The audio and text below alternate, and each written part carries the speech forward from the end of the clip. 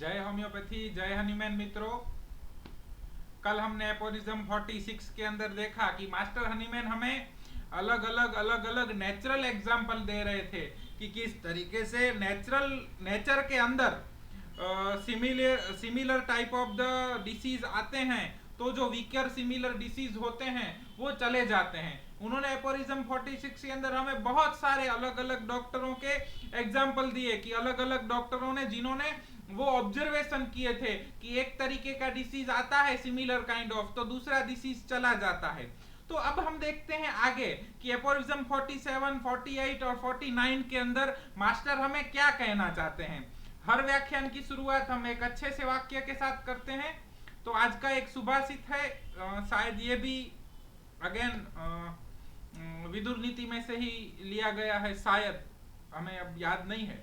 एक पापानि कुरुते फलम भुक्तते महाजनम भोक्तारो विप्र मुच्यन्ते कर्ता दोषण लिप्यते।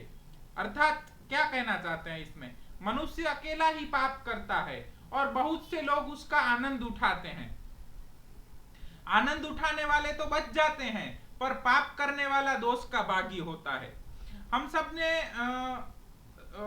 महर्षि वाल्मीकि की कहानी सुनी हुई है, रत्नाकर वाली कहानी कि वो एक बार ऋषि नारद जंगल से जा रहे थे और एक व्यक्ति ने उन्हें घेर लिया कि मुझे सब कुछ, मैं तुम्हारा लूट लूंगा, तुम मुझे दे दो। और फिर नारद जी ने उसको इसी प्रकार के सवाल किए कि तुम ये लूट मार का और लोगों को कष्ट देने का कार्य क्यों कर रहे हो।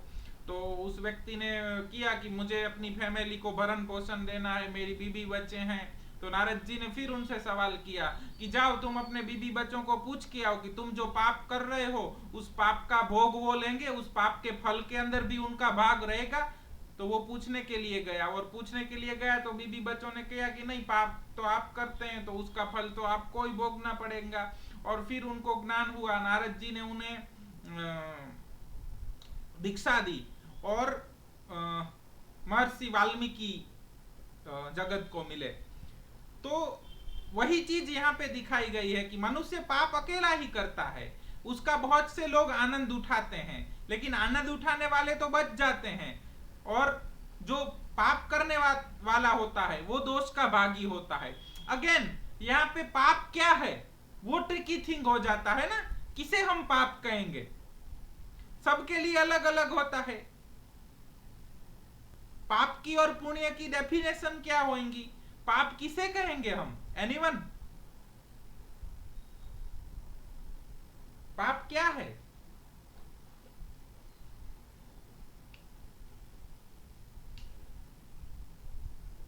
हुसैन सर,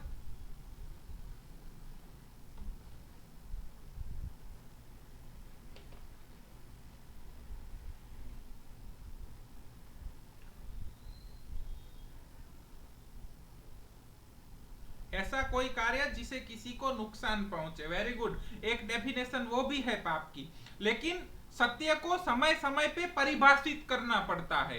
तो उसी तरीके से पाप को भी समय समय के ऊपर परिभाषित करना पड़ेगा। हम आपको कुछ एग्जाम्पल्स देते हैं। एग्जाम्पल के तौर पे एक व्यक्ति है जो अपने निजी स्वार्थ के लिए किसी दूसरे व्यक्ति को अहित करता है या तो उसकी हत्या कर देता है, तो उस टाइम पे हम ये कहेंगे कि ये पाप है। लेकिन अगर एक सैनिक है और उसके देश के ऊपर दुश्मनों ने चढ़ाई कर दी है और उस टाइम पे उस सैनिक का कर्तव्य क्या बनता है, वही चाकू है, वही आदमी है, लेकिन अब परिस्थितियां बदल गई तो उस टाइम के ऊपर युद्ध करना ही पुण्य हो जाता है। वहां पे वो उसको हम पाप नहीं कहेंगे। बात समझ में आ रही है? तो इसी तरीके से पाप और पुण्य को समय समय के ऊपर हमें परिभाषित करना पड़ता है।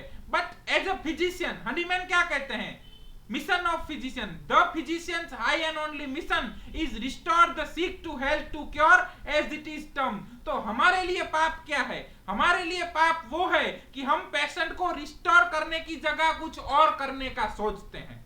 मास्टर हनीमैन इतने अलग अलग एपोरिज्म में हमें समझाते हैं कि क्योर करने का केवल और केवल एक ही तरीका है और वो है लॉ ऑफ सिमिलिया, और हम लॉ ऑफ सिमिलिया को छोड़ के दूसरा कुछ करते हैं, वो एज अ फिजिशियन हम पाप करते हैं।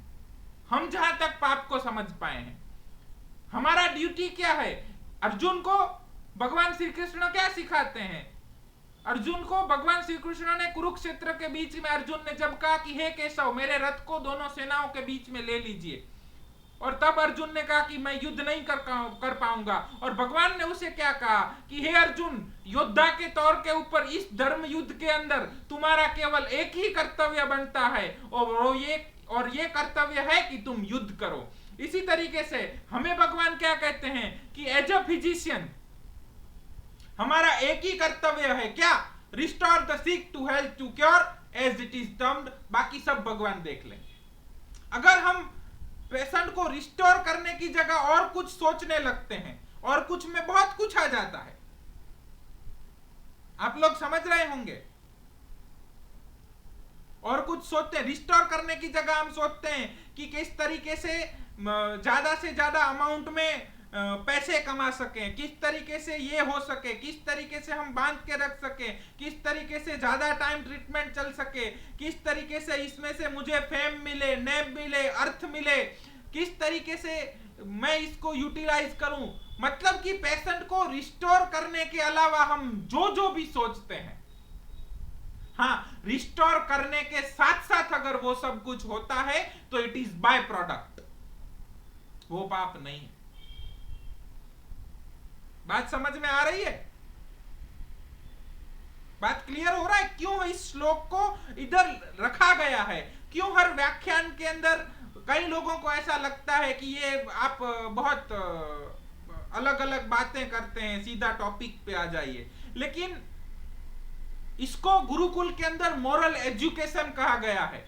एजुकेशन का मतलब माहिती का आदान प्रदान नहीं है। एजुकेशन का मतलब है व्यक्ति को अपडेट करना, व्यक्ति को हाई मोरल की तरफ ले जाना। हमने एपोरिज्म 9, 10, 11, 12 के अंदर देखा कि वाइटल फोर्स का काम क्या है? Highest purpose of the life, highest goal of the life. तो उसी तरीके से हर व्यक्ति को अपने लेवल से हाईएस्ट लेवल के ऊपर, हाई लेवल के ऊपर जाना है। तो हमें क्या करना है? हमें ये पाप करने से बचना है। पाप की अलग अलग व्याख्याएं हो सकती है। जहां जहां हम अगर पेशेंट के अंदर सिम्टम्स मिल सकते हैं, केस मिल सकता है, फिर भी हम नहीं लेते हैं, वहां हम पाप करते हैं। जहां जहां टोटालिटी बन सकती है लेकिन हम नहीं बनाते हैं, वहां हम पाप करते हैं। जहां जहां हमें एलएसएमसी मिल सकता है लेकिन हम नहीं लेते हैं, वहां वहां हम पाप करते हैं। जहां जहां पेशेंट को रिस्टोर किया जा सकता है लेकिन हम नहीं करते हैं, वहां वहां हम पाप करते हैं। जहां जहां लॉ ऑफ सिमिलिया का प्रयोग किया जा सकता है लेकिन हम नहीं करते हैं, वहां वहां हम पाप करते हैं। हमारे शब्दों के ऊपर ध्यान दीजिएगा। कुछ ऐसी कंडीशन है जहां पे हनीमैन ने छूट दी है कि हम इमरजेंसी के कंडीशन है कि सप्रेशन ऑफ वाइटल फोर्स हो गया है, तो कुछ ऐसी कंडीशन है जहां पे लॉ ऑफ ऑपोजिट का भी प्रयोग करके पेशेंट को सर्वाइव कराना है, वो बात अलग है। लेकिन हाँ, हनीमैन ने कहा है कि वन साइडेड डिसीज है तो वहां पे जिगजैग वे के अंदर क्योर मिलेगा। क्यों? क्योंकि वहां पे हमें कैरेक्टरिस्टिक सिम्टम नहीं मिल रहे हैं। नहीं मिल रहे हैं तो बात अलग है, लेकिन मिल सकते हैं, फिर भी हम आलस्य करके, पेशेंट आया, डॉक्टर साहब मेरे को हेमोरॉइड्स हैं, तो सर कौन सी दवाई होगी? 5 मेडिसिन हेमोरॉइड्स की बताइए कोई।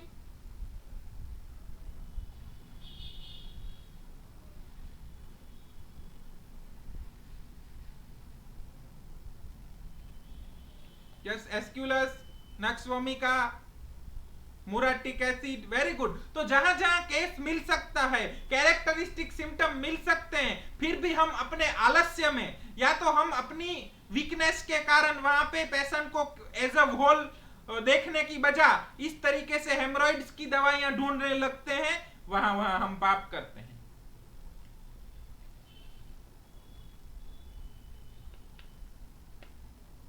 उस पाप से मिला हुआ अर्थ अनर्थ करता है। उसका आनंद सब उठाते हैं, रिजल्ट भी मिलते हैं, मिलेंगे। रिजल्ट का मतलब डिसअपियरेंस ऑफ द पैथोलॉजी नहीं है, रिजल्ट का मतलब है rapid, gentle and permanent restoration. और वो आज के एपोरिज्म में हमें मास्टर हनीमैन दिखाएंगे कि rapid, gentle and permanent restoration करना हो तो केवल और केवल एक ही तरीका है। कौन सा तरीका है? Law of similia. मतलब कि अगर हम लॉ ऑफ सिमिलिया को छोड़ देते हैं, अगर हम टोटालिटी को छोड़ देते हैं, अगर हम केस रिसीविंग को छोड़ देते हैं, अगर हम पेशेंट को रिस्टोर करने का प्रयत्न नहीं कर रहे हैं, तो वो पाप हो सकता है। हमारे नजरिए में उसी को पाप कहा जाना चाहिए। तो समझ में आ रहा है कि पाप का मतलब क्या है। पाप का अगर हम बहुत सिंपल मतलब देखने को जाएं तो अपने कर्तव्य से विमुख हो जाना पाप है। एज ए फिजिशियन हमारा क्या कर्तव्य है? Aphorism number 1, the physicians high and only mission. Mission का मतलब कर्तव्य। एक और एकमात्र मिशन क्या होना चाहिए?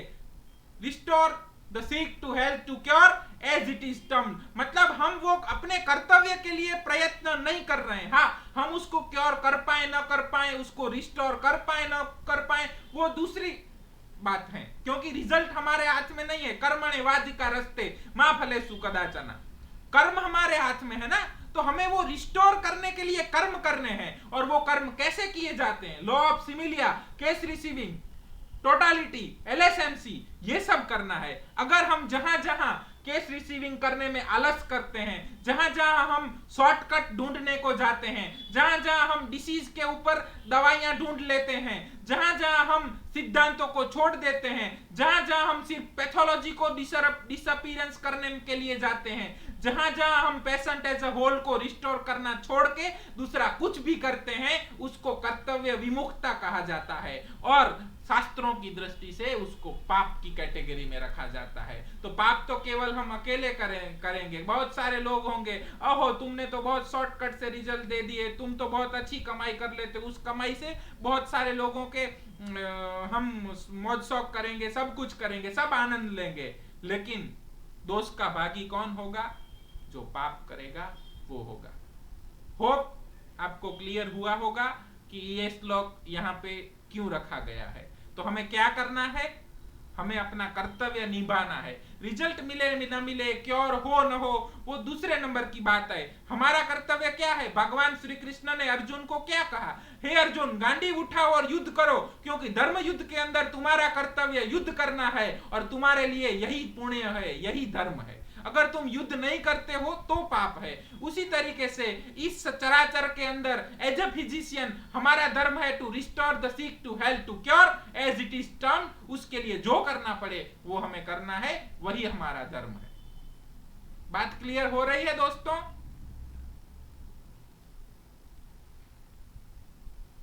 तो अब हम बढ़ेंगे आगे एपोरिज्म नंबर 47 के अंदर। एपोरिज्म 46 के अंदर मास्टर हनीमैन ने बहुत सारे ऐसे एग्जाम्पल दिए जो अलग अलग लोगों ने ऑब्जर्व किए हैं कि जिनके अंदर नेचर के अंदर लॉ ऑफ सिमिलिया से होम्योपैथिक क्योर मिलता है। और मास्टर ने हमें क्लियर करवाया कि होम्योपैथी का मतलब दवाइयों से नहीं है, होम्योपैथी का मतलब है सिद्धांतों से। एपोरिज्म 47 के अंदर मास्टर क्या कहते हैं? Nothing could teach the physician in a plainer and more convincing manner than the above what kind of artificial morbific agent into bracket medicine he ought to choose in order to cure in a sure, rapid and permanent manner conformably with the process that takes place in the nature। Hahnemann कहते हैं कि ऊपर मतलब कहां? एपोरिज्म 46 के अंदर जो example दिए उससे ज्यादा सरल कुछ हो ही नहीं सकता है कि एक फिजिशियन कन्विंस हो जाए कि उसको किस तरीके की मेडिसिन सिलेक्ट करनी है, किस तरीके की मेडिसिन सिलेक्ट करनी है। Nothing could teach the physician, physician को और कुछ सिखा ही नहीं सकता है। In a plain and more convincing manner, इससे सरल और कन्विंसिंग मैनर में कि उसको किस तरीके का आर्टिफिशियल मॉर्बिफिक एजेंट मतलब कि मेडिसिन चूज करना है, किसके लिए? In order to cure a sure, rapid and permanent manner. उसको rapid, gentle and permanent restoration के लिए आर्टिफिशियल मॉर्बिफिक एजेंट सिलेक्ट करना है, मतलब कि मेडिसिन सिलेक्ट करनी है। तो कैसी मेडिसिन सिलेक्ट करनी है? ऊपर जो एपोरिज्म 46 के अंदर हनीमैन ने हमें क्या बताया, उन्होंने क्या सिखाया, उन्होंने हमें क्या करने के लिए कन्विंस किया, उन्होंने क्या बताया? तो conformably with the process that take place in the nature, मतलब कि नेचर के अंदर किस तरीके से क्योर होता है उस तरीके से ही हमें आर्टिफिशियल मोर्बिफिक एजेंट के द्वारा क्योर करना है। तो एपोरिज्म 46 के अंदर कल हमने क्या देखा कि नेचर के अंदर कैसे क्योर होता है, कैसे होता है।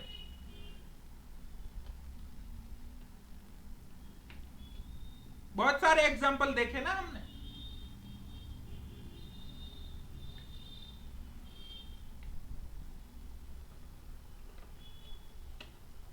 तो हमने देखा कि स्मॉल पॉक्स होते हैं तो हाइड्रोसील चला गया, स्मॉल पॉक्स हुए तो डिसेंट्री चली गई, स्मॉल पॉक्स हुए तो स्किन डिसीज चले गए, स्मॉल पॉक्स हुए तो जिसको दिखाई नहीं दे रहा था उसको दिखाना हो गया, स्मॉल पॉक्स हुए तो जिसको सुनाई नहीं दे रहा था उसको सुनाना शुरू हो गया। इसका मतलब क्या हो रहा है कि स्मॉल पॉक्स है वो डेफनेस प्रोड्यूस कर सकता है, तो स्मॉल पॉक्स डेफनेस क्योर कर सकता है। Small pox skin eruption produce कर सकता है, तो small pox skin eruption cure कर सकता है। स्मॉल पॉक्स अंधापा प्रोड्यूस कर सकता है, तो स्मॉल पॉक्स अंधापा क्योर कर सकता है। यही हनीमैन ने हमें कल बताया। तो हनीमैन क्या कहते हैं, अब आपको जब आर्टिफिशियल मोर्बिफिक एजेंट यानी कि मेडिसिन का सिलेक्शन करना है तो वो मेडिसिन किस सिद्धांत के ऊपर सिलेक्ट होनी चाहिए, किस तरीके से करना है कि जिससे permanent, sure, rapid and gentle restoration of the health हो, कौन सा रास्ता होना चाहिए। तो हनीमैन कहते हैं कि कल मैंने बताया इससे ज्यादा सरल एग्जांपल या इससे ज्यादा कन्विंसिंग कोई रास्ता हो ही नहीं सकता कि कोई फिजिशियन कन्विंस हो कि हमें लॉ ऑफ सिमिलिया के तहत मेडिसिन सिलेक्ट करनी चाहिए। हमें ऐसी मेडिसिन सिलेक्ट करनी है कि जो मेडिसिन हेल्थी ह्यूमन बीइंग के अंदर उस तरीके के सिम्टम प्रोड्यूस कर पाए। बात क्लियर हो रही है कि नहीं हो रही है। एपोरिज्म नंबर 47 के अंदर हनीमैन क्या कहना चाहते हैं, हनीमैन कहते हैं कि इससे ज्यादा कन्विंसिंग कुछ हो ही नहीं सकता जो मैंने कल बताया कि अगर आपको rapid, gentle and permanent cure करना है तो केवल और केवल लॉ ऑफ सिमिलिया से ही हो सकता है, इसके सिवा किसी रास्ते से नहीं हो सकता। क्योंकि नेचर के अंदर क्योर किस रास्ते से होता है, नेचर के अंदर हमने कल देखा कि natural cure law of similia के तहत होता है। तो हनीमैन हमें कन्विंस करते हैं कि अगर हमें रैपिड, जेंटल और परमानेंट रिस्टोरेशन करना है तो नेचर में से हमने सीखना पड़ेगा कि नेचर कैसे rapid, gentle and permanent cure करता है। तो nature according to law of similia rapid, gentle and permanent restoration करता है, पर rapid, gentle and permanent cure करता है। मतलब कि जो वीकर डिसीज है वो चला जाता है और स्ट्रॉन्गर डिसीज है वो रह जाता है। तो नेचर में से हमें क्या सीखना चाहिए,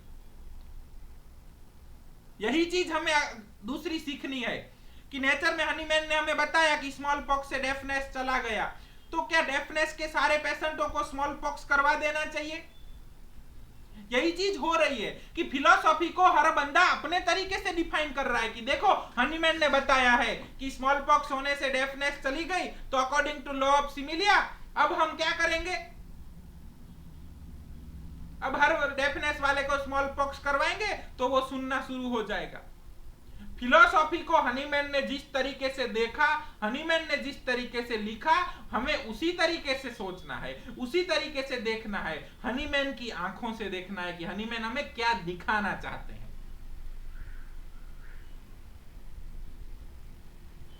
जिस तरीके से भगवान श्री कृष्ण ने कहा वहां पे कि अर्जुन इस धर्म युद्ध के अंदर तुम्हारा केवल एक ही कर्तव्य है कि युद्ध करो, तो उस धर्म युद्ध का जो वातावरण था उसके अंदर उन्होंने अर्जुन को बताया है कि अर्जुन तुम युद्ध करो।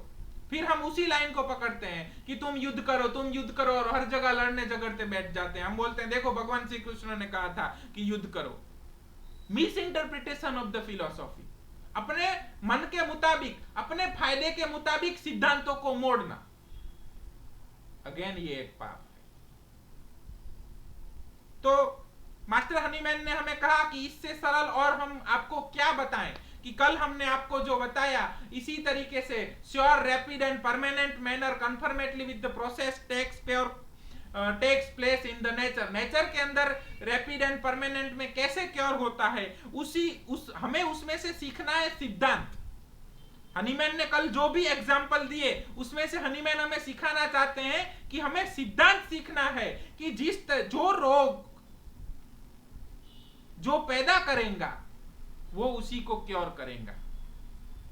जो रोग जिस तरीके के सिम्टम पैदा करेगा वो रोग उस तरीके के सिम्टम को क्योर करेगा। इस एग्जाम्पल के द्वारा हनीमैन हमें ये सिखाना चाहते हैं। तो हमें जब आर्टिफिशियल मॉर्बिफिक एजेंट ढूंढना है, किसी रोग को क्योर करना है, तो हमें कैसा आर्टिफिशियल मॉर्बिफिक एजेंट ढूंढना पड़ेगा कि रोग के जैसे लक्षण हैं उसी तरीके के लक्षण जो मेडिसिन प्रोड्यूस कर सकता हो वो मेडिसिन हमें सिलेक्ट करना होगा। हमें हनीमैन के पूरे एग्जाम्पल के ऊपर से ये सीखना है। हनीमैन हमें ये सिद्धांत सिखाना चाहते हैं।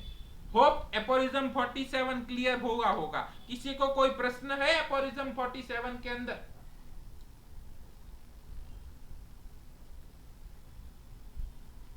Clear?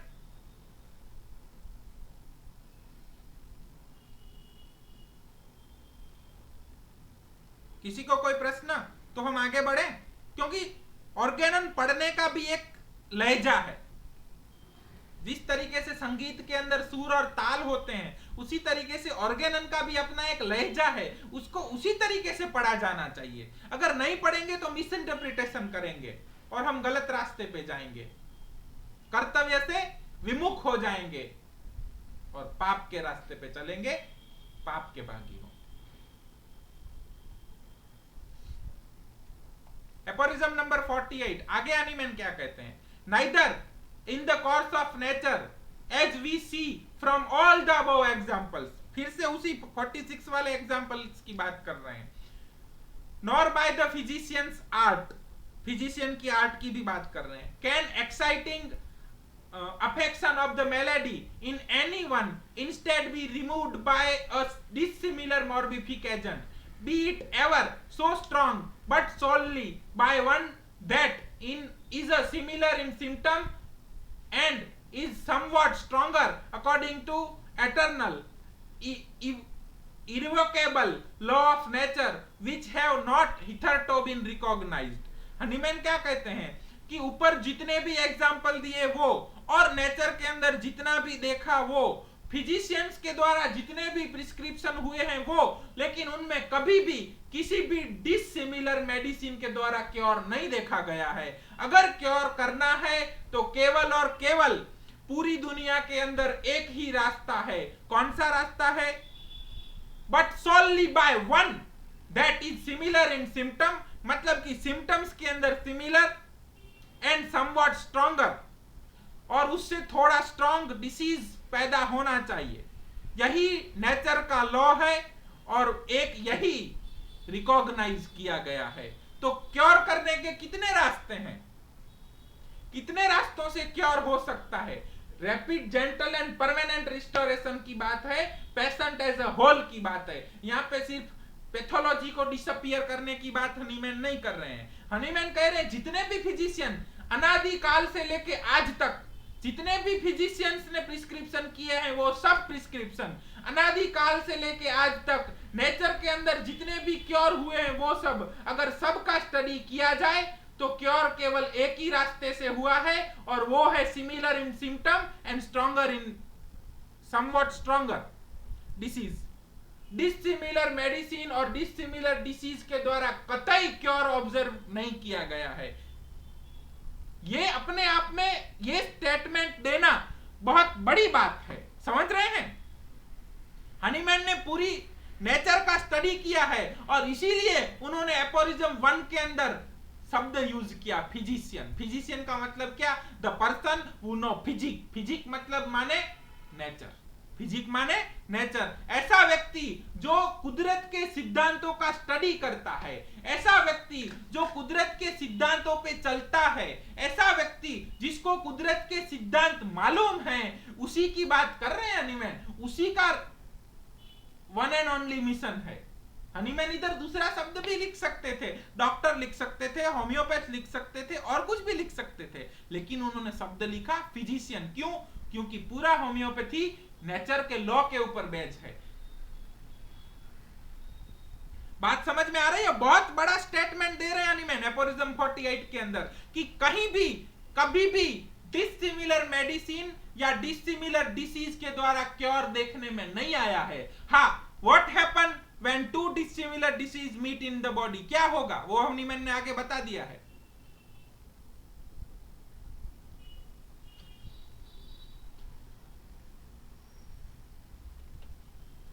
Anyone? What happened when two dissimilar diseases meet in the body? Suspension, repulsion and forming a complex disease. आगे हनीमैन ने थियरी समझाई थी कि दो डिसिमिलर डिसीज अगर एक ऑर्गेनिज्म में मिलेंगे तो ये तीन संभावनाएं होगी। उसके बाद अब नेचर के एग्जाम्पल के द्वारा हमें सिखा रहे हैं कि नेचर में भी कभी देखने को नहीं मिला है कि किसी डिसिमिलर मॉर्बिफिक एजेंट ने क्योर किया हो।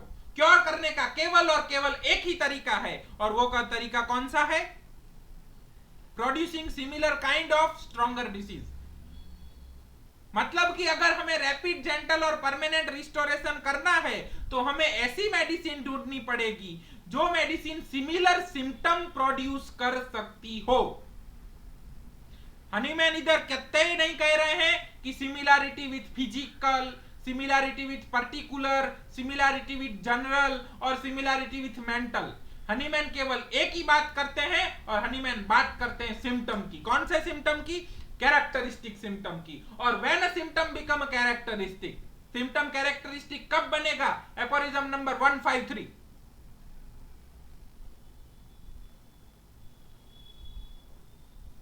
वो सिम्टम एलएसएमसी के साथ जुड़ा, बहुत पिक्यूलियर है, क्वेर है, रेयर है, स्ट्राइकिंग है, उस सिम्टम की सिमिलैरिटी होगी, similar in P Q R S symptom and stronger, तभी वो मेडिसिन क्योर कर पाएगी। बात समझ में आ रही है? बहुत बड़ा स्टेटमेंट है। मतलब हनीमैन ने यहां पूरे वर्ल्ड को चैलेंज कर दिया है। हम देखते हैं कि आयुर्वेद के अंदर भी सिद्धांत है ना। कौन से सिद्धांत है आयुर्वेद के अंदर?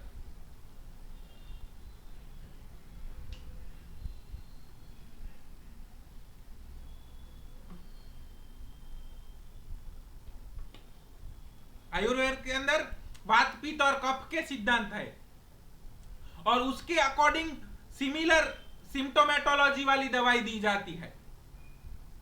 बात समझ में आ रही है?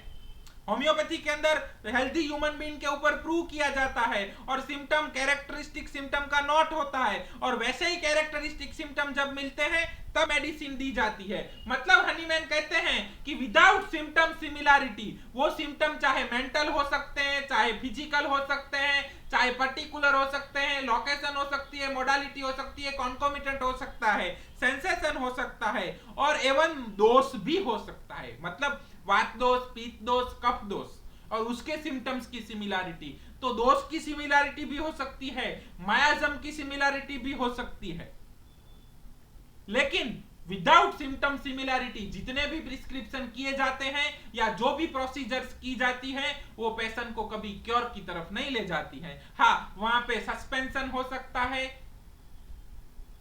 रिपल्जन हो सकता है, या फॉर्मिंग अ कॉम्प्लेक्स डिसीज हो सकता है, लेकिन क्योर नहीं हो सकता। कितना बड़ा स्टेटमेंट दिया है मास्टर हनीमैन ने। बात समझ में आ रही है? मतलब हमें अगर क्योर करना है, अगर हमें पाप का भागी नहीं बनना है, तो हमारे लिए केवल और केवल एक ही रास्ता है, केस टेकिंग करना है, कैरेक्टरिस्टिक निकालने हैं, सिम्टम सिमिलैरिटी करनी है, और according to that symptom similarity हमें सिमिलिमम देनी है। बात बहुत लहजे से सुनिए। मास्टर हनीमैन ने कतई नहीं कहा है कि give a similar medicine from 5000 और 10,000 और 15,000 और 20,000 मेडिसिन। नहीं, हनीमैन ने यह भी नहीं कहा है सिमिलर ऑन मेंटल लेवल और सिमिलर ऑन इमोशनल लेवल और सिमिलर ऑन फिजिकल लेवल। नहीं, हनीमैन ने कहा है सिमिलिमम, सिमिलर इन सिम्टम। आपको केस में अगर फिजिकल पर्टिकुलर सिम्टम मिलते हैं तो वहां पे सिमिलर निकाल के दीजिए, जनरल मिलते हैं तो उसके तहत निकाल के दीजिए, मेंटल मिलते हैं तो उसके तहत निकाले। मतलब आप केस रिसीविंग कीजिए, उसके बाद डिसाइड होगा कि सिमिलिमम किस लेवल से निकलेगी। और similimum from medicine which you know. हमारे पास जितने मेडिसिन के जितने सिम्टम हम जानते हैं, अपनी जानकारी के मुताबिक ऐसी दवाई देनी है जो दवाई उस तरीके के सिम्टम प्रोड्यूस कर सके। हनीमैन पूरे आर्टिफिशियल इंटेलिजेंस को यहाँ पे, और हम जो भी रेपर्टरीज का यूज करते हैं, हम जो सॉफ्टवेयर्स का यूज करते हैं, वो सब आर्टिफिशियल इंटेलिजेंस है।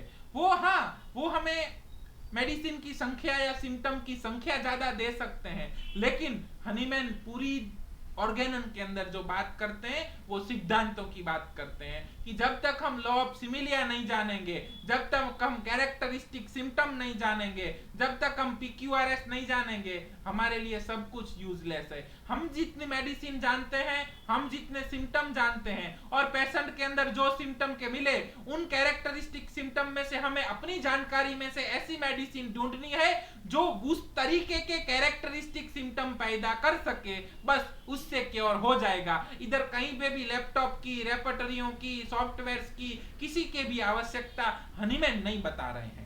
लेकिन हम क्या है, अपने जीवन में सिद्धांतों को कम तवज्जो देते हैं और मटेरियल्स को ज्यादा तवज्जो देते हैं। अगर वाइटल फोर्स डायनेमिक है, डिसीज प्रोड्यूसिंग फोर्स डायनेमिक है और उसके लिए जो मेडिसिन देंगे वो भी डायनेमिक है, तो उसमें कौन सा नॉलेज काम आएगा, डायनेमिक या मटेरियल? आपका विजडम या तो आपका जो नॉलेज है वो काम आएगा, या मटेरियल, आपके पास जो मटेरियल बुक्स, किताबें या जीबीस के डेटा भरा हुआ है, या तो जो भी हमारे पास मटेरियल थिंग्स हैं वो काम आएंगी? ये क्वेश्चन मार्क है। हमारे जीवन में लॉ ऑफ सिमिलिया जितना उतरेगा ना, उतना हमारी होम्योपैथी की चमक ज्यादा होगी, उतनी होम्योपैथी घर घर तक, हर घर तक पहुंच पाएगी। Homeopathy is a dynamic science जिसके अंदर वाइटल फोर्स की अवधारणा डायनेमिक है, डिसीज फोर्स डायनेमिक है, जिसकी दवाइयां भी डायनेमिक है, तो वो डायनेमिक तरीके से ही काम करेगी, डायनेमिक नॉलेज ही काम आएगा और डायनेमिक पर्सन ही उसको सीख पाएंगे। डायनेमिक साइंस मटेरियल रेपर्टरियों से, मटेरियल किताबों से या कुछ मटेरियल से या मटेरियल लैपटॉपों से या मटेरियल सॉफ्टवेयरों से नहीं सीखा जाता है। ये डायनेमिक साइंस है, ये गुरु कृपा से सीखा जाता है। बात समझ में आ रही है कि हम क्यों फेल हो रहे हैं? हमारे पास इतने सारा मटेरियल है, होम्योपैथी ओवर मटेरियल से जूझ रही है। हर डॉक्टर ने अपना एक अप्रोच दे रखा है, हर बंदा अपना नया अप्रोच लेके हर रोज आ रहा है, उसके बहुत सारा कंटेंट है, बहुत सारी रेपर्टरियां, इतनी मटेरियल मेडिका की बात छोड़ दीजिए, इतना सारा लिटरेचर अवेलेबल है, लेकिन सब मटेरियल है।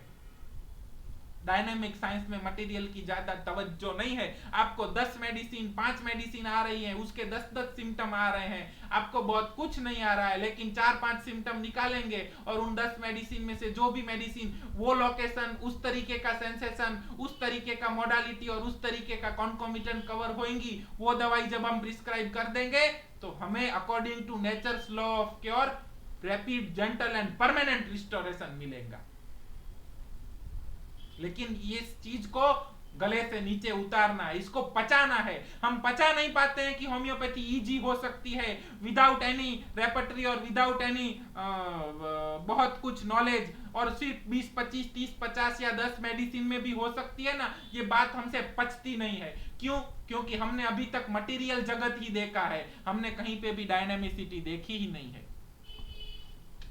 जो डायनेमिक वाइटल फोर्स है, जहां पे डायनेमिक डिसीज फोर्स है, जहां पे डायनेमिक दवाई है, जिसके अंदर डायनेमिक फोर्स काम करते हैं, और वो डायनेमिक काम करने वाला बंदा अगर मटेरियल रुपयों के, मतलब कि धन के पीछे भागता है, तो उसके जीवन के अंदर कहीं डायनेमिसिटी है?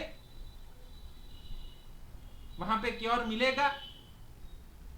जो डायनेमिक साइंस का प्रैक्टिस करता है वो बंदा बिलीव करता है कि डायनेमिक साइंस प्रैक्टिस करने के लिए मुझे बहुत ज्यादा मटेरियल चाहिए होगा, डायनेमिक साइंस की प्रैक्टिस करने के लिए मुझे बहुत सारी दवाइयां, मतलब किताबें चाहिए होंगी, मेरा मटेरियल नॉलेज बहुत होना चाहिए, मेरे पास बहुत सारी रेपर्टरियां होनी चाहिए, मेरे पास बहुत सारे सॉफ्टवेयर होने चाहिए, कंप्यूटर होने चाहिए। यानी कि डायनेमिक प्रैक्टिस करने के लिए बहुत कुछ मटेरियल की आवश्यकता है। Is it true? आपके अंदर अपने हनीमैन ने कवर पेज के अंदर लिखा, क्या लिखा? ओडे सपेरे dare to be wise. Homoeopathy करने के लिए बस उतना ही होना चाहिए और बहुत कम मटेरियल की आवश्यकता है। हमें अपने सिद्धांतों के ऊपर रह के चलना है, बस डटे रहना है। क्लियर हो रहा है? एपोरिज्म 48 बहुत बड़ी बात कह दी है मास्टर ने। एपोरिज्म 48 के अंदर किसी को कोई प्रश्न?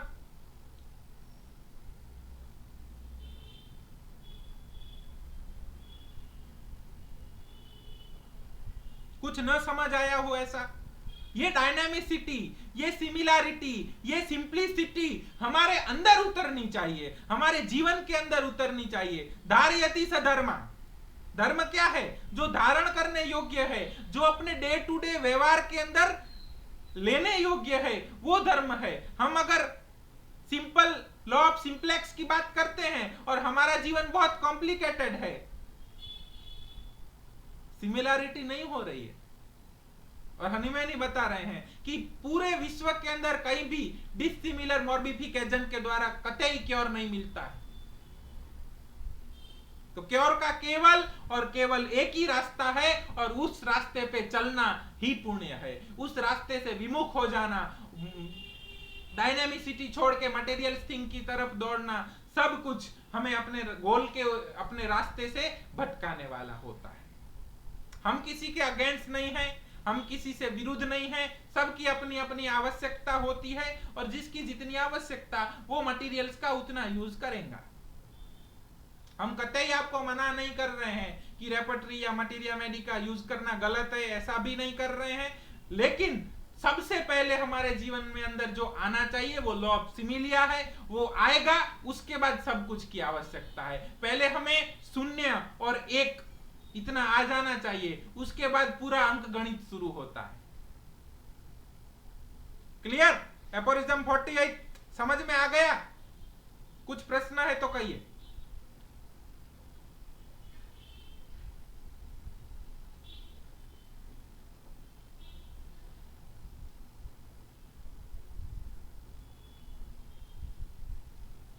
ओके, बढ़ते हैं आगे।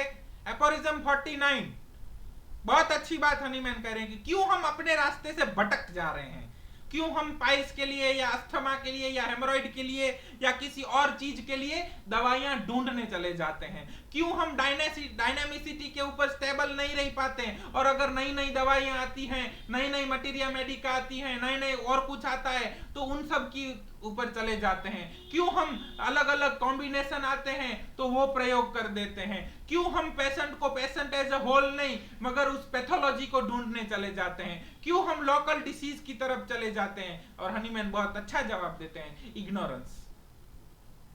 इग्नोरेंस का मतलब क्या होता है? एनीवन? आवाज आ रही है कि नहीं आ रही है? जवाब तो दीजिए कि नींद आ गई फिलोसॉफी के अंदर।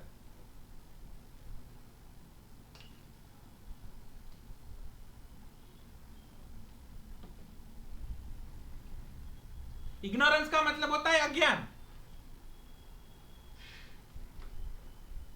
हनीमैन क्या कहते हैं 49 के अंदर? We should have been able to meet with many more real natural homeopathic cure of this kind. हम इस तरीके के बहुत सारे नेचुरल होम्योपैथिक क्योर्स के एग्जाम्पल दे सकते हैं। इफ, मगर, on the one hand the attention of observer had been more directed to them, and on the other hand if nature had not been so deficient in helpful homeopathic disease। पहली बात क्या कहते हैं Hahnemann? हम ऐसे बहुत से example दे सकते थे, लेकिन नेचर के अंदर सिमिलर डिसीज पैदा करने की क्षमता बहुत कम है, क्योंकि हर नेचर की हर चीज अपने आप में नायाब है, अपने आप में अलग है, अपने आप में यूनिक है। हर एक बंदा अपने आप में नायाब है, यूनिक है। नेचर का कोई भी क्रिएशन एक दूसरे जैसा सिमिलर नहीं होगा। वो कोई फर्मा बना के नहीं बैठा है कि उसमें से ऐसे बहुत सारे क्लोन कर देगा। नेचर बहुत शिद्दत से तैयार करती है कोई भी चीज। उसको आप नेचर बोल सकते हैं, भगवान बोल सकते हैं, खुदा बोल सकते हैं, गॉड बोल सकते हैं, आपको जो बोलना वो बोल सकते हैं, लेकिन उसका जो क्रिएशन है ना वो नायाब होता है। आप जितने भी पेड़ देखेंगे, भले ही एक ही फैमिली के हों, एक ही, इवन आप अगर किसान हैं तो आप अगर बीज बोएंगे तो एक ही तरह के बीज बोएंगे ना, फिर भी उसके अंदर से नायाब क्रिएशन निकलेंगे। जितने भी पंछी हैं, पशु हैं, नायाब हैं। जितने भी लोग हैं नायाब हैं, झरने हैं, नदियां हैं। आप अलग अलकनंदा और भागीरथी का जहां पे संगम होता है, आप देखेंगे कि दोनों का पानी भी अलग अलग है, जहां से वो दोनों मिलके गंगा नदी बनती है, अलकनंदा और भागीरथी। कुदरत का क्रिएशन नायाब ही होता है, मतलब कि कुदरत सिमिलर काइंड ऑफ डिसीज बहुत कम पैदा करती है। और दूसरी बात, जितनी भी करती है जो देखने वाले हैं वो देखते नहीं। क्यों? क्योंकि जो जिसमें रहता है उसमें होता है प्रवीण। हम जिस तरीके से रहते हैं, हम जो क्रिया बार बार करते हैं, हम जो क्रिया रोज करते हैं, वैसे हमारे संस्कार हो जाते हैं और हमारा दृष्टिकोण वैसा ही हो जाता है। इसीलिए हम आपको बार बार कह रहे हैं कि व्याख्यान एक बार नहीं, बार बार देखिए, बार बार देखिए, और उसमें से आपको जो भी ठीक लगे, जो भी सत्य लगे, वो अपनी प्रैक्टिस के अंदर उतारिए। क्योंकि आप जिसमें रहेंगे, जो चीज आप बार बार करेंगे ना, उसमें आप प्रवीण हो जाएंगे। कितना भी, हमारा बहुत अनुभव रहा है, कितना भी कम पढ़ा लिखा व्यक्ति ही क्यों ना हो, कितना भी कम इंटेलिजेंट व्यक्ति क्यों ना हो, लेकिन वो किसी चीज को अगर बार बार प्रैक्टिस करेगा ना, तो वो उसका संस्कार बन जाएगा। मॉडर्न भाषा में कहें तो वो आपके सबकॉन्शियस में चला जाएगा और आपकी स्किल डेवलप हो जाती है, हमारी स्किल डेवलप हो जाती है। इसीलिए हम कहते हैं कि ज्यादा कुछ ढूंढने मत जाइए, जो कुदरत हमारे तक पहुंचा रही है ना, बस उसके ऊपर प्रैक्टिस कीजिए, वही डट के खड़े रहिए। ऑडे सपेरे, डेयर टू बी वाइज, अपने सिद्धांतों के ऊपर टिक के रहिए।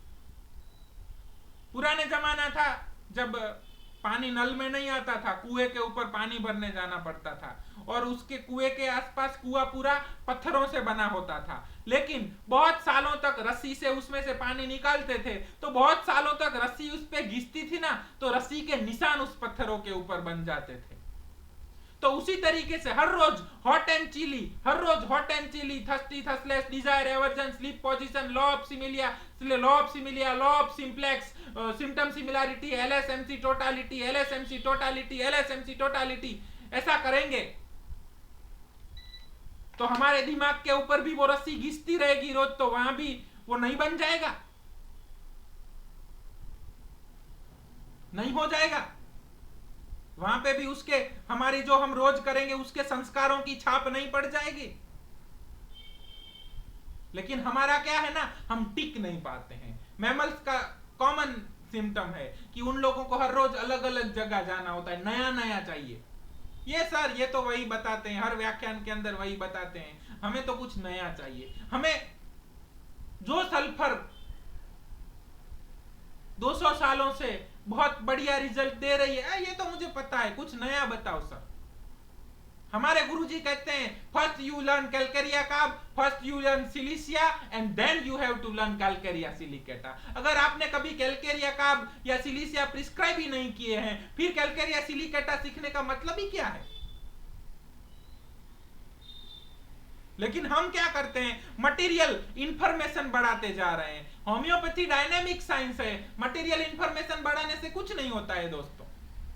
हनीमैन यहाँ पे कह रहे हैं कि हम मटेरियल वर्ल्ड के अंदर जी रहे हैं, तो हम उसके अंदर, हमारा पूरा दर्शन ऐसा हो गया है, जीवन दर्शन, कि हम पेशेंट एज अ होल का क्योर देखते ही नहीं। हम नेचर के अंदर जहां जहां होम्योपैथिक क्योर मिल रहा है उसको देख ही नहीं रहे हैं। हमारा पूरा जीवन ही इसी के ऊपर बेस है। पेशेंट भी ऐसे ही आते हैं, डॉक्टर साहब मुझे पाइल्स है, डॉक्टर साहब मुझे स्टोन है, और हमारा भी जीवन वैसा ही, हम पाइल्स और स्टोन की दवाइयां ढूंढने लग जाते हैं, क्योंकि हम कंटिन्यू उसी के अंदर रहते हैं। वो हमारे लिए कॉमन है, हम उसके अंदर रहते हैं तो उस जैसे ही हो जाएंगे। और अभी मॉडर्न मेडिसिन बहुत चल रहा है, तो सब लोगों का जीवन दर्शन उसी की तरह है। पेशेंट भी डायग्नोसिस लेके आते हैं, तो काफी सारे होम्योपैथ मित्रों का फोर्स रहता है कि सर आप डायग्नोसिस के ऊपर मेडिसिन बताइए। जो होम्योपैथी है, जिसका पूरा सिद्धांती सिम्टम सिमिलैरिटी है, वहां पे डायग्नोसिस के ऊपर मेडिसिन हम कैसे दे पाएंगे? हमें इग्नोरेंट नहीं बनना है, हमें पूरा दिन अपने सिद्धांतों के टच के अंदर रहना है। हमें चाहे कैसा भी केस हो, चाहे बच्चे का केस हो, चाहे बूढ़े का हो, कोमेटोज हो, या पेशेंट हमारे सामने बैठा हो, टेली कंसल्टेशन हो या फिजिकल कंसल्टेशन हो, हमें पाप नहीं करना है। हमें केस रिसीविंग करना है, कैरेक्टरिस्टिक सिम्टम निकालने हैं, सिम्टम सिमिलैरिटी करनी है, और उसके अनुसार मेडिसिन देनी है। सो हनीमैन कहते हैं कि बहुत सारे एग्जाम्पल दे सकते थे, लेकिन नेचर एग्जाम्पल कम प्रोड्यूस करता है, और ऐसे मटीरियलिस्टिक वर्ड के अंदर रहते हुए हम पेशेंट एज अ होल वाले एग्जाम्पल के ऊपर इग्नोरेंट है, हम उसको देखते ही नहीं है। इसीलिए जितने एग्जाम्पल मिले उतने एग्जाम्पल हमने आपको दिए, उतने एग्जाम्पल हमने आप तक पहुंचाए। अब जहां पे पेशेंट, ज्यादातर फिजिशियन, ज्यादातर लोग, ज्यादातर पूरा साइंस, जितना भी साइंटिस्ट हैं वो सब लोग क्या करते हैं, डिसीज के ऊपर रिसर्च चल रहा है, कैंसर के ऊपर रिसर्च होगा, एचआईवी के ऊपर रिसर्च होगा, ट्यूबरकुलोसिस के ऊपर रिसर्च होगा। जितनी भी बड़ी बड़ी संस्थाएं हैं, जितने भी बड़े बड़े लोग हैं, जितने भी ट्रस्ट हैं, सब कुछ क्या करेंगे, eradication program, malaria eradication program, tuberculosis eradication program, influenza eradication program, जितने भी हमारे पास वैक्सीन आते हैं या तो जितने भी प्रिवेंटिव मेजर्स आते हैं वो क्या होते हैं, तो फलाने रोग के लिए ये वैक्सीन, इस रोग के लिए प्रिवेंट के लिए ये करना है। मतलब कि पूरा का पूरा जीवन दर्शन सब लोगों का लोकल है, पेशेंट एज अ होल के अंदर कोई देख ही नहीं रहा है। तो हम पूरा उसी वातावरण में रह रहे हैं, तो हमारा क्या होगा, हमारा भी पूरा दृष्टिकोण वैसा ही बन जाता है कि हम मलेरिया के लिए, टीबी के लिए, या कैंसर के लिए, या हैजा के लिए, या किसी और के लिए दवाइयां ढूंढने लग जाते हैं। हम डायग्नोसिस के लिए दवाइयां ढूंढने लग जाते हैं और हम होम्योपैथिक तरफ इग्नोरेंट हो जाते हैं। हमें क्या करना है, चाहे लोग कुछ भी कहें, चाहे कितने भी नए नए रोग आए, नए नए डायग्नोसिस आए, हमारा यानी कि फिजिशियन का धर्म क्या है, the physicians high and only mission is restore the sick to health to cure as it is termed. और हमने मेडिसिन के व्याख्यान के अंदर बार बार अलग अलग रोग के एग्जाम्पल देके सेम सिम्टम सिमिलरिटी के साथ सेम मेडिसिन आती है वो आपको बताया है। हमें मेडिसिन किसी रोग के लिए नहीं ढूंढनी है, हमें मेडिसिन ढूंढनी है उस रोग के लक्षणों के लिए, उस व्यक्ति के लिए जिसको वो रोग है, और वैसी मेडिसिन ढूंढनी है जो उस तरीके के सिम्टम प्रोड्यूस कर सके, ताकि weaker dynamic affection is permanently extinguished by stronger one if both are similar in the manifestation. ये सिद्धांतों को अपने जीवन में उतारना है और बार बार हमें हमारे पास, क्योंकि हम पूरे ऐसे विश्व के अंदर रहते हैं जहां पे पेशेंट एज अ होल का कॉन्सेप्ट नहीं है, जहां पे लोग ऐसा मानते हैं कि डिसीज बाहर से आता है, और होम्योपैथी कहती है disease is from internal derangement of the vital force, जहां के डिसीज अंदर से आता है। लोग डिसीज के लिए दवाइयां ढूंढते हैं, डिसीज को प्रिवेंट करते हैं, मतलब कि पूरा वर्ल्ड डायग्नोसिस के ऊपर चल रहा है, जहां पे होम्योपैथी कहती है हमें डायग्नोसिस से मतलब नहीं है, लक्षण देखो। होम्योपैथी कहती है पेशेंट की रोग प्रतिकारक शक्ति को बढ़ाओ, सिम्टम सिमिलरिटी को दिखाओ, जहां पे पूरा वर्ल्ड अलग लेवल पे सोच रहा है। और होम्योपैथी मतलब कि डोमिनेंट मेडिकल साइंस है वो लोकल डिसीज के फिनोमिना के ऊपर, डायग्नोसिस ऑफ डिसीज के ऊपर है, और homeopathy patient as a whole और सिम्टम सिमिलरिटी के ऊपर है। तो हम उस वर्ल्ड में रहते हैं तो उसके संस्कार हमारे अंदर आ जाते हैं तो हम वैसा ही देखते हैं।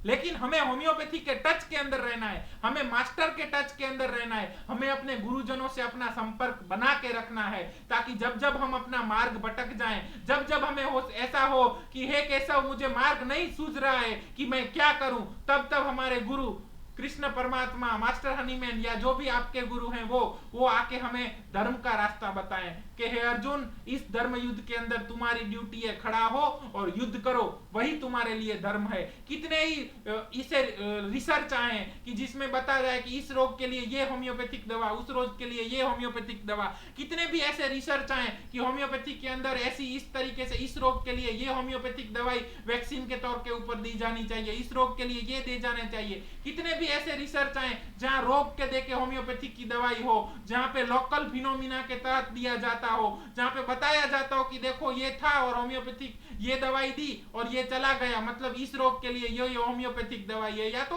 और कोई दवाइयों की बात हो। लेकिन अगर हम अपने गुरु के संपर्क में रहेंगे तो वो आके हमें बार बार बताएंगे कि हे अर्जुन, तुम्हारा इस धर्म युद्ध के अंदर तुम्हारा केवल और केवल एक ही कर्तव्य है कि केस रिसीविंग करो, सिम्टम सिमिलरिटी करो, टोटालिटी बनाओ और दवाई प्रिस्क्राइब करो, मतलब कि restore the sick to health to cure as it is termed. और हनीमैन हमें एपोरिज्म नंबर 47, 48 और 49 के अंदर ये बहुत कुछ कह के चले जाते हैं। होप आपको समझ आया होगा। जय होम्योपैथी, जय हनीमैन। किसी को कोई प्रश्न है तो पूछे।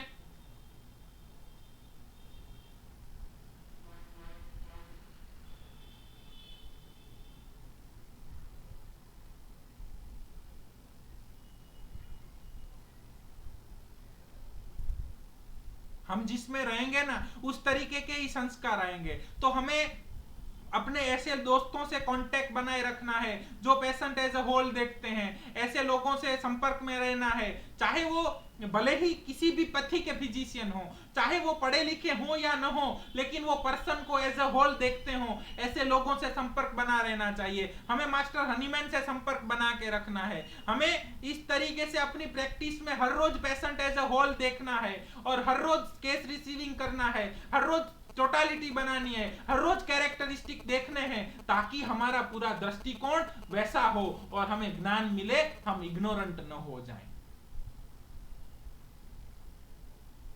क्लियर? बात समझ में आई?